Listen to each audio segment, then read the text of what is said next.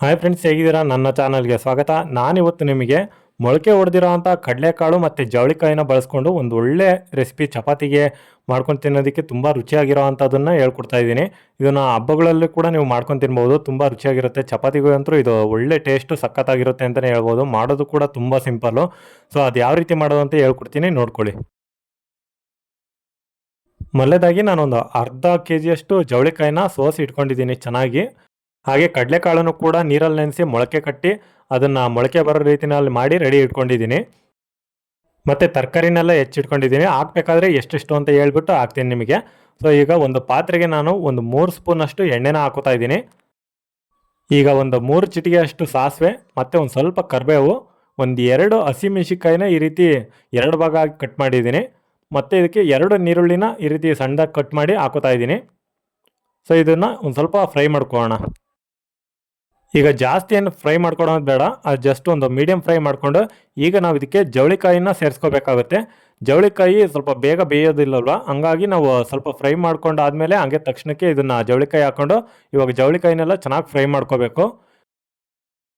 ಈಗ ಜವಳಿಕಾಯಿನ ಫ್ರೈ ಮಾಡ್ಕೋತಾನೆ ಈಗ ಕಡಲೆಕಾಳನ್ನ ನಾನು ಸೇರಿಸ್ಕೋತಾ ಇದ್ದೀನಿ. ಈ ಕಡಲೆಕಾಳನ್ನು ಕೂಡ ಹಾಕಿ ಚೆನ್ನಾಗಿ ಮಿಕ್ಸ್ ಮಾಡಬೇಕಾಗುತ್ತೆ ನಾವು. ಅದ್ರ ಜೊತೆ 1 ಸ್ಪೂನಷ್ಟು ಕಲ್ಲುಪ್ಪನ್ನು ಬಳಸ್ತಾ ಇದ್ದೀನಿ. ಅದನ್ನು ಹಾಕ್ಕೊಂಡು ಚೆನ್ನಾಗಿ ಇವಾಗ ಮಿಕ್ಸ್ ಮಾಡ್ತಾ ಇದ್ದೀನಿ. ಈಗ ಇದಕ್ಕೆ ಬೇಯಬೇಕಲ್ವ, ಹಂಗಾಗಿ ಒಂದು ಸ್ವಲ್ಪ ಮಟ್ಟಿಗೆ ನೀರನ್ನ ಹಾಕ್ತಾಯಿದ್ದೀನಿ. ಜಾಸ್ತಿ ನೀರು ಹಾಕ್ತಾ ಇಲ್ಲ, ಜಸ್ಟ್ 1 ಕಪ್ ನೀರು ಮಾತ್ರ ಹಾಕ್ತಾಯಿದ್ದೀನಿ. ಯಾಕಂದರೆ ಅದು ಭಾಳ ಹೊತ್ತು ಬೇಯಿಸ್ಬೇಕಲ್ವ ಇದನ್ನು. ಸೊ ಅದಕ್ಕೋಸ್ಕರ 1 ಕಪ್ ನೀರು ಹಾಕಿ ಚೆನ್ನಾಗಿ ಬೇಯಿಸ್ಕೊತಾ ಇದ್ದೀನಿ. ಸೊ ಇದು ನೀರು ಜಾಸ್ತಿ ಆದರೆ ಒಂದು ಸಾಂಬಾರು ಟೈಪ್ ಆಗುತ್ತೆ, ಫ್ಲೇವರ್ ಅಷ್ಟು ಬರೋದಿಲ್ಲ. ಹಂಗಾಗಿ ನೀರನ್ನ ಸ್ವಲ್ಪ ಕಡಿಮೆನೇ ಹಾಕಬೇಕು ಚಪಾತಿಗೋಸ್ಕರ ಅಲ್ವಾ. ನೆಕ್ಸ್ಟ್ ಇದಕ್ಕೆ ಒಂದು 2 ಟೊಮೆಟೊ ಹಣ್ಣನ್ನು ಕೂಡ ಹಾಕ್ಕೊಂಡು ಅದನ್ನು ಕೂಡ ಫ್ರೈ ಮಾಡ್ಕೊತಾ ಇದ್ದೀನಿ ಇದ್ರ ಜೊತೆಯಲ್ಲೇ. ಇವಾಗ ನೀವು ಏನಿಲ್ಲ ಅಂದರೂ ಒಂದು 10 ನಿಮಿಷ ಅಂತರೂ ಇದನ್ನು ಚೆನ್ನಾಗಿ ಬೇಯಿಸ್ಬೇಕಾಗುತ್ತೆ. ಸೊ ಬೇಯಿಸಿದಾದಮೇಲೆ ಇದಕ್ಕೆ ಒಂದು 2 ಸ್ಪೂನಷ್ಟು ಖಾರದ ಪುಡಿ ಮತ್ತು 1 ಸ್ಪೂನಷ್ಟು ಸಾಂಬಾರು ಪುಡಿ, 1 ಸ್ಪೂನು ಅಥವಾ 2 ಸ್ಪೂನ್ ಬೇಕಾದ್ರೂ ಹಾಕೊಳ್ಳಿ, ನಡೆಯುತ್ತೆ. ನೆಕ್ಸ್ಟ್ ಲಾಸ್ಟಲ್ಲಿ ಒಂದು ಸ್ವಲ್ಪ ಕುರ್ಷಣಿ ಕಾಳಿಂದು ಪುಡಿ ಹಾಕಿದ್ದೀನಿ. ಮತ್ತು ಇದ್ರ ಜೊತೆ ಇವಾಗ ಒಂದು ಸ್ವಲ್ಪ ಕೊಬ್ಬರಿ ಹಾಕ್ತಾಯಿದ್ದೀನಿ, ಒಂದು ಅರ್ಧ ಕಪ್ನಷ್ಟು.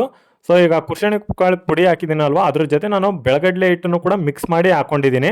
ಸೊ ಹಂಗಾಗಿ ನಾನು ಎಕ್ಸ್ಟ್ರಾ ಮತ್ತೆ ಬೆಳಗಡಲೆ ಹಿಟ್ಟನ್ನು ಹಾಕ್ಕೊಂಡಿಲ್ಲ. ಅದನ್ನ ಹಾಕ್ಕೊಂಡ್ರೆ ಮಂದವಾಗಿ ಚೆನ್ನಾಗಿ ಬರುತ್ತೆ. ಬೆಳಗಡಲೆ ಹಿಟ್ಟು ಇದ್ದರೆ ಹಾಕ್ಕೊಳ್ಳಿ, ನಡೆಯುತ್ತೆ. ನಾನು ಅದರಲ್ಲೇ ಜೊತೆ ಮಿಕ್ಸ್ ಆಗಿರೋದ್ರಿಂದ ಮತ್ತೆ ಎಕ್ಸ್ಟ್ರಾ ಹಾಕ್ಕೊಂಡಿಲ್ಲ.